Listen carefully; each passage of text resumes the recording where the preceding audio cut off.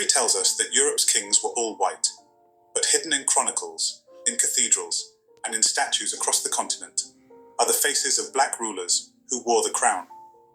For nearly 800 years, from Spain to Sicily, from France to Germany, black Moors ruled thrones across Europe, and their names were erased.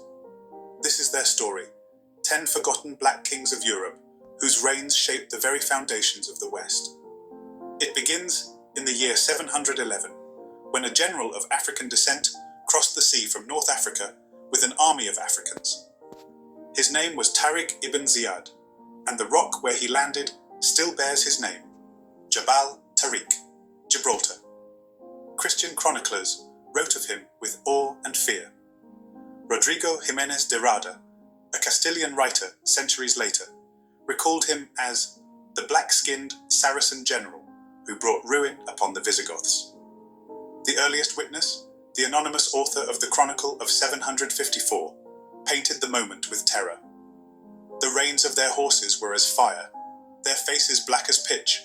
The noble Goths were broken in an hour. O luckless Spain! Tariq's arrival was more than a conquest. It was the opening of a new age. His victory shattered the old Visigothic order, and from the ashes rose a new kingdom, Moorish Spain, where Africans would rule on European soil. From that beginning came dynasties. Abd al-Rahman I, a prince of the fallen Umayyad house, fled through Africa after the massacre of his family in Damascus. In 756, he established himself in Cordoba and built a new emirate. The Arab historian al-Makari described him. He was of dark complexion, tall, and of noble African bearing. Abd al-Rahman was more than a survivor. He was a builder. Under him, Cordoba grew into a capital of power and sophistication. Gardens bloomed, libraries multiplied, and the Mosque of Cordoba began to rise, its arches a statement of a new order. He proved that Moorish kings were not simply invaders passing through. They were rulers of Europe itself. Generations later, Abd al-Rahman III declared himself Caliph of Cordoba in 929, making his kingdom the equal of Baghdad and Cairo. His power was vast, his learning profound, but his appearance was remembered most vividly by those who saw him. The historian Janina Safran notes, drawing from Arabic sources, that his complexion was dark, his hair was thick and curly. His African ancestry was clear. Yet in European paintings centuries later, he was often whitened, his true features denied. Under Abd al-Rahman III, Cordoba became the most advanced city in Europe. Hasdai ibn Shaprut, a Jewish envoy, marveled that it contained more than 70 libraries and learning from Africa, Arabia, and beyond. The city's streets were lit by lamps, while London and Paris remained dark and muddy. A black caliph presided over Europe's jewel. The line of kings continued with the formidable Al-Mansur ibn Abi Amir, remembered in Christian lands as Al-Manzur. Rising from humble beginnings, he became the most powerful man in Cordoba, leading over 50 campaigns against the Christian north. Ibn Idari, the Moorish chronicler, wrote simply, "He never lost a battle." In 997, his armies carried the bells of Santiago de Compostela's cathedral on the backs of Christian captives to Cordoba. His name was spoken in France with dread, the black general Almanzor, whose raids shook Christendom. His power extended beyond Spain, proving that Moorish kingship was a force across borders. From the Sahara itself came another king, Yusuf ibn Tashfin of the Almoravid dynasty. Ibn Khaldun, the great historian, described him. Dark of skin, thin and ascetic in his dress, but mighty in his command. When Christian armies threatened to overwhelm Moorish Spain, it was Yusuf who crossed into Europe. At the Battle of Sagrajas in 1086, he crushed the Christian forces and restored Moorish control. He ruled both Morocco and much of Spain, a black king whose empire spanned 2 continents. Yusuf built Marrakesh into a capital, but his shadow fell over Europe, where his victories preserved the Moorish thrones for generations. The Moors did not confine themselves to Iberia. In 827, they invaded Sicily, and by the 10th century, rulers like Hassan al-Kalbi transformed Palermo into one of Europe's greatest cities.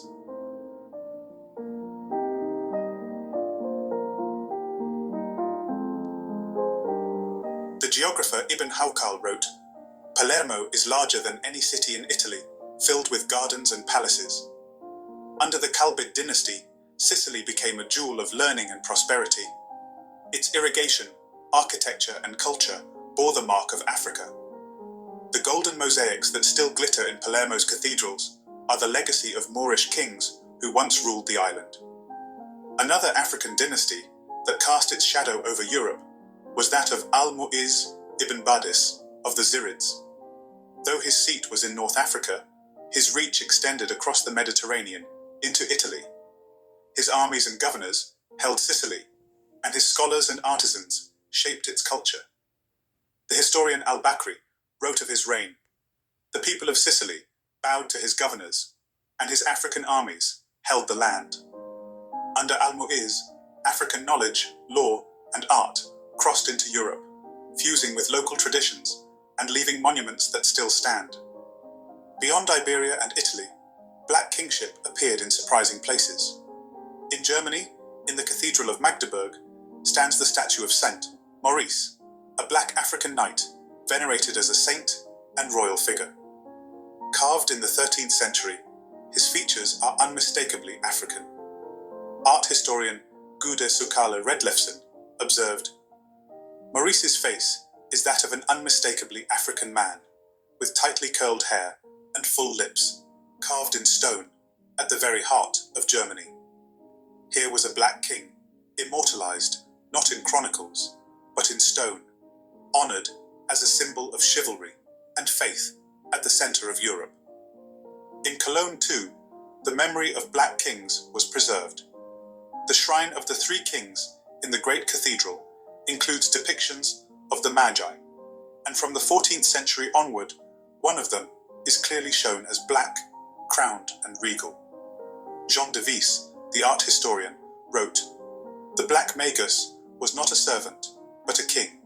His crown, a recognition that Africa produced rulers equal to any in Europe." These were not minor decorations. They were central to Christian Europe's greatest shrines. The image of black kingship was carved into Europe's sacred spaces. The last of the Moorish kings was Boabdil, Muhammad XII of Granada. In 1492, he surrendered the city to Ferdinand and Isabella, ending nearly 800 years of Moorish rule in Europe. Spanish historian Luis del Marmol Carvajal described him. His features were Moorish, his skin dark, and his eyes deep with sorrow when he left Granada. His mother's words are said to have cut him deeply. "Weep like a woman for what you could not defend as a man." With Boabdil's exile, the line of Moorish kings in Europe ended.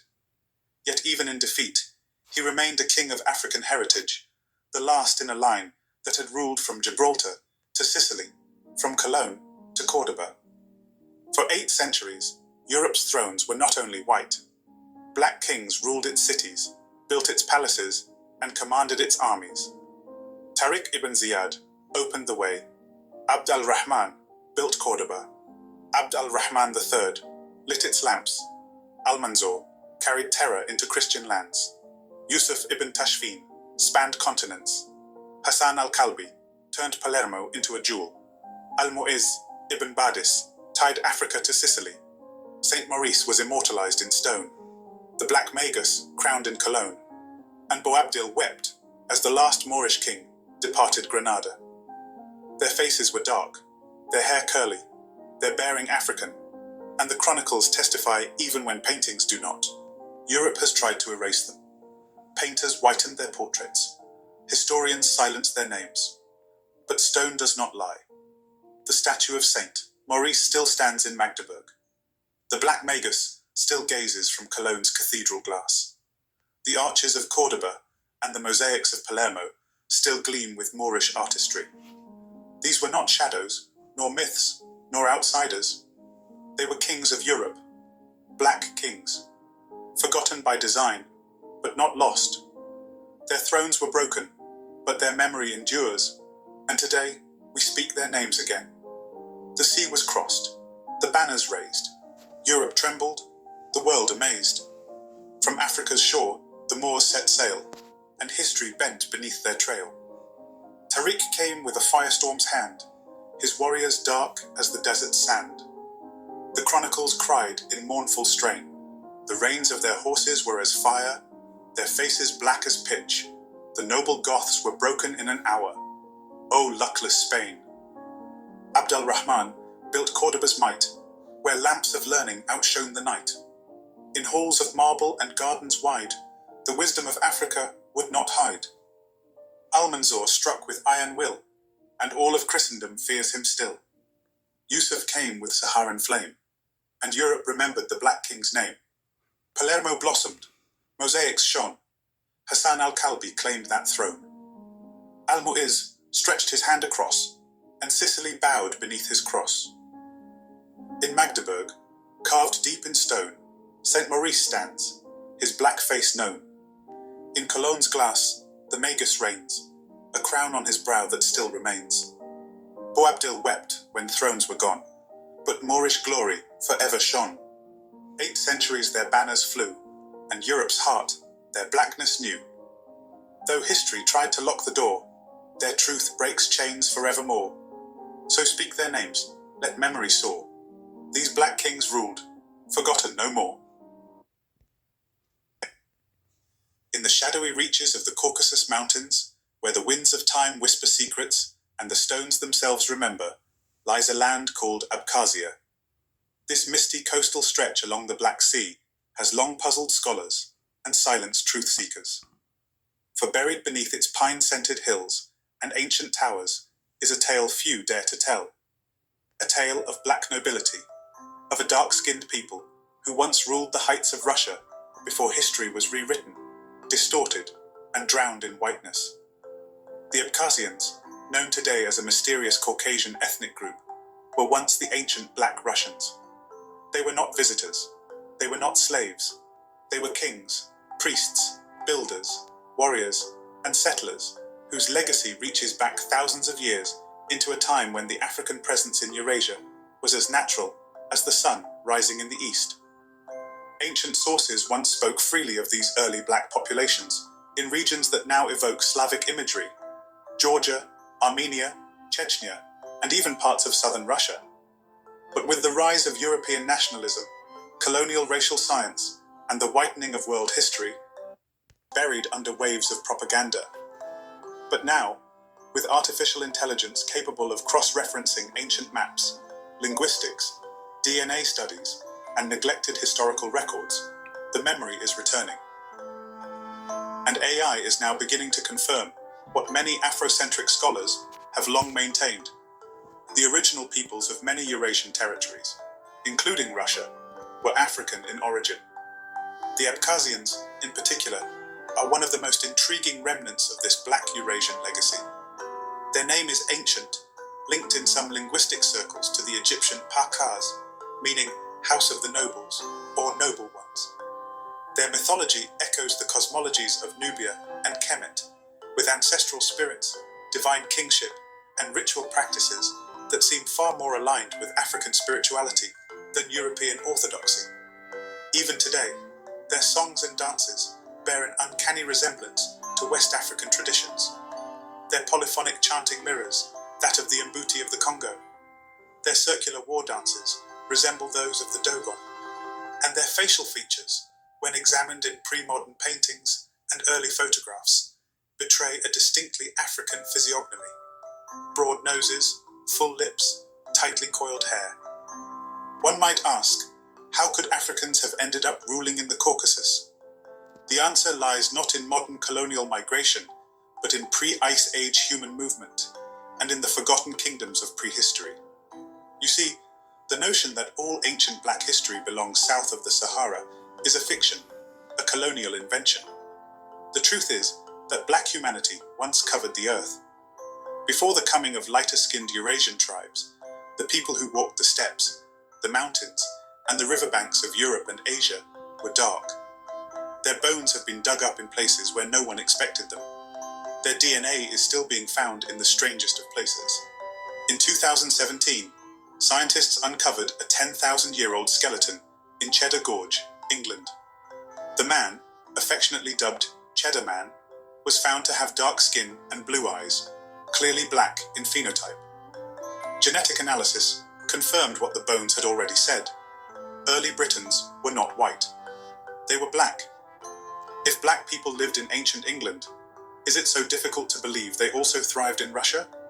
One must remember the global movement of the Natufians, the earliest known builders of villages and religious shrines, who emerged from North Africa and migrated into the Levant and beyond. They brought agriculture, mathematics, architecture, and African spirituality into Asia and Europe. From there, early African migrants moved into Anatolia, the Caucasus, and southern Russia. The Abkhazians may have been among their descendants, establishing principalities long before the emergence of the Rus, the Slavs, or the Tsars. Some historians even speculate that the biblical Magog, the warlike northern kingdom, may have had black origins linked to these highland peoples. Medieval Arab and Persian chroniclers often describe the northern territories as inhabited by Sudan or Zanj, terms used for black people. The famous traveller Ibn Battuta described the people of the northern Caucasus as dark-skinned and strong. Even in Slavic folklore, there are echoes of this forgotten presence. The hero Chernobog, literally black god, was demonized in later Christian eras, but he likely derives from earlier African deities, once honored as bringers of balance and knowledge. One of the most direct links between black Africans and Abkhazia can be found in the kingdom of Colchis. Yes, the very land where Jason and the Argonauts sailed to retrieve the Golden Fleece. Colchis, according to Greek historians like Herodotus and Strabo, was home to a dark-skinned people with woolly hair and African features. Herodotus specifically wrote that the Colchians were black-skinned and had kinky hair, and that they practiced circumcision like the Egyptians. He even claimed that they were descended from a contingent of Egyptian soldiers left behind by Pharaoh Sesostris. Colchis was located in what is now western Georgia, directly adjacent to Abkhazia. The cultures were linked, their artifacts shared motifs, and their people likely intermarried. In other words, the Black Colchians and the Abkhazians were cousins, branches of the same African-rooted tree. Yet while Colchis made it into the European imagination through Greek mythology, the Abkhazians were slowly erased. As the Russian Empire expanded, it launched waves of extermination, assimilation, and cultural whitening campaigns that devastated the native highland peoples. Many black Abkhazians were killed, expelled, or forcibly mixed. The Russian conquest of the Caucasus in the 19th century, known as the Caucasian War, was not just about land, it was about memory. It was about erasing the last visible links to a time when Africa was not a continent apart, but the mother of the world. Yet memory resists erasure. In local legends passed down by Abkhazian elders, there are tales of dark ancestors who came from the south and built the first cities. Some refer to them as the ones with sun in their skin. In mountain villages, stone structures older than any known Slavic settlement are still worshipped and maintained. No one knows exactly who built them, but the style is unmistakably African, circular, aligned with the stars, and inscribed with symbols that match Nubian script and Meroitic designs. Even the language of the Abkhazians bears traces of African roots. The Abkhaz tongue belongs to the Northwest Caucasian family, known for its extreme consonantal density and unusual phonemes. Interestingly, similar sound patterns are found in southern Nigerian languages, like Efik and Ibibio, languages known for their consonantal clusters and nasal tones. While this could be coincidence, the cross-referencing of ancient migrations makes it plausible that remnants of African syntax, phonology, and cosmology survived in the Caucasus long after the skin of the people had been bleached by intermarriage and imperial violence. One of the most astonishing pieces of evidence comes from photography. In the archives of pre-Soviet Russia, tucked away in forgotten corners of museums, are photographs of noble Abkhaz families from the late 1800s and early 1900s. In some of these, you can clearly see black faces, proud, regal, and adorned in aristocratic attire. These are not enslaved Africans or foreign travelers. They are native sons of the land, descendants of a lineage that stretches back to a time before Europe called itself white. Their eyes burn with the memory of forgotten empires, and their silence asks us, "Who are you to forget us?" The Abkhazians were further suppressed, their autonomy crushed, their heroes rewritten. The whitening process intensified, and yet, despite decades of erasure, their oral traditions persisted. Some elders still speak of a time when their ancestors rode horses like Nubian cavalry, worshipped the gods of the sun, and sang songs in a tongue older than Russia itself. They tell of temples made from basalt, of ancestors who came from the direction of the Nile, and of skin as dark as night. Across the Black Sea in Turkey, small African-descended communities still exist in Izmir and Antalya, remnants of an African population that once spanned the entire coastline. In fact, some Turkish scholars admit that early Turks encountered black populations in Anatolia and the Caucasus when they first migrated from Central Asia. In Georgian historical chronicles, there are references to dark tribes in the mountains who resisted both Persian and Russian invasions for centuries. These dark tribes are never depicted in modern Georgian textbooks, but they existed, they resisted, and they left their seed in the soil. When we speak of the African diaspora, we often think of the Atlantic slave trade, of Haiti, Brazil, or Mississippi. But the diaspora began long before slavery, before ships, before chains. The original diaspora was the movement of humanity itself from Africa into every corner of the earth. And in places like Abkhazia, the African presence was not one of exile or captivity, but of kingship. The Abkhazians were the children of black nobility. Their blood remembers pyramids, not plantations. It is time we expand our maps. It is time we reclaim the frozen chapters of our story, thaw them with fire, and speak them aloud. The Abkhazians, those mysterious, almost forgotten people of the Black Sea coast, are not a footnote. They are a reminder, a revelation, a resurrection of truth buried under snow and shame. And now that AI is reviving their memory, it is our duty to honor them, to teach their story, and to restore the dignity of a people who once ruled where few imagined they ever stood. Russia, that land of onion domes and frosted history, is not just white. Its soil carries the footprints of black giants, and Abkhazia is their monument, unseen, unsung, but eternal. We were there before the snows fell down, before white crowns ruled the northern crown. In mountain mist and forest breath, we carved our names on stone and death. Black were the kings in coats of light, riding through stars in Caucasian night. The drums they beat are silent now, but history hears, and truth knows how. We bore the fleece that Greece desired, lit temple fires the Slavs admired. Our faces etched in granite walls, erased by time, but memory calls. We are the ghosts in Russian veins, the sunlight lost in empire reigns. But winds remember, rivers know, and AI whispers, let it show. We were there. We still are.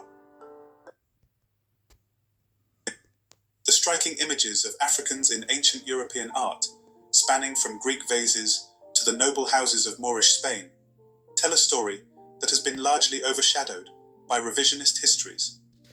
These depictions, often dismissed or misinterpreted, reveal a legacy of African presence in Europe that challenges mainstream narratives. From the celebrated warriors and scholars of antiquity to the Moorish rulers who shaped medieval Spain and beyond, the imprint of black Africans on European civilization is undeniable. Ancient Greek art frequently depicted African figures, often with remarkable realism and respect. The Greeks, who were in regular contact with Egypt and other African civilizations, acknowledged their influence in art, philosophy, and science. The historian Herodotus, writing in the 5th century BCE, described the Ethiopians, a term often applied broadly to dark-skinned Africans, as the most handsome of men, and noted their advanced customs and martial prowess. Greek vases and sculptures depict African individuals as warriors, traders, and diplomats, indicating their integrated presence in the Mediterranean world. The famous Ethiopian archer, depicted in Greek pottery, is just one of many examples highlighting African military and cultural roles in antiquity. As we move forward in time, the African presence in Europe becomes even more pronounced with the rise of the Moors. The term Moor itself is derived from the Latin morus, meaning dark or black, and historically referred to the African populations that conquered and ruled vast territories in Spain, Portugal, and Europe.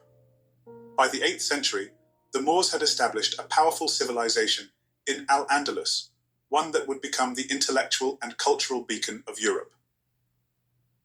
British historian Basil Davidson, a preeminent scholar of African history, declared that, throughout the continent of Europe, there were no lands in the 8th century AD that were more admired by its neighbours, or more comfortable to live in, than a rich African civilization which took shape in Spain. The Moors introduced advancements in multiple fields that laid the groundwork for Europe's Renaissance. They established vast libraries, such as the one in Cordoba, that housed hundreds of thousands of manuscripts at a time when much of Europe lacked even a single public library. The introduction of Arabic numerals replaced the cumbersome Roman numeral system, facilitating developments in mathematics and commerce. Innovations, such as the astrolabe, used for celestial navigation, and the compass, brought from China by the Moors, revolutionized European exploration and maritime dominance. The medical texts of figures like Al-Zahrawi, Abul-Qasis, influenced European surgery for centuries, and Moorish philosophers, such as Ibn Rushd, Averroes, played a crucial role in preserving and transmitting classical knowledge back to Europe. The economic and agricultural transformations introduced by the Moors were equally profound. They brought new crops such as oranges, lemons, peaches, apricots, figs, sugarcane, dates, ginger, and pomegranates, as well as saffron, cotton, silk, and rice, many of which remain staple products of Spain and southern Europe to this day. Advanced irrigation systems, such as canats and acequias, revolutionized European agriculture, making regions like Andalusia fertile and prosperous. Portugal also felt the imprint of the Moors, who ruled over what is now its capital, Lisbon, then called Lisbona, for centuries. The very name of the Iberian Peninsula itself bears witness to its Moorish past, and the architectural grandeur left behind in cities like Seville, Cordoba, and Granada remain some of the most stunning remnants of African rule in Europe. The intricate tilework, geometric patterns, and horseshoe arches that define Spanish architecture owe much to Moorish influence. Despite their monumental contributions, the Moors faced increasing resistance as European kingdoms consolidated power. The gradual Christian reconquest, known as the Reconquista, eroded Moorish control over centuries. The final blow came in 1492, when the last Moorish stronghold, Granada, fell to the Catholic monarchs Ferdinand and Isabella. The act of capitulation marked the end of nearly 800 years of African rule in Spain. But the cultural and intellectual influence of the Moors continued to reverberate across Europe. The legacy of the Moors did not disappear with their departure. Across Spain, Portugal, the Netherlands, England, and beyond, traditional festivals still commemorate their presence. These celebrations often feature participants donning Moorish costumes, and, controversially, some European countries have historically employed blackface in their reenactments. While some have pushed back against these portrayals, the persistence of these traditions is a testament to the lasting imprint of African nobility in Europe. One of the most prominent of these festivals occurs on the evening of January 5th, when Spain celebrates the arrival of the three wise men, Balthazar, Melchior, and Gaspar. In this Dia de los Reyes Magos, the figure of Balthazar, often depicted as a black African king, is central to the parade. While modern discourse has sparked controversy over the use of blackface in these festivities, it remains an annual reminder of the deep-rooted presence of Africans in European history.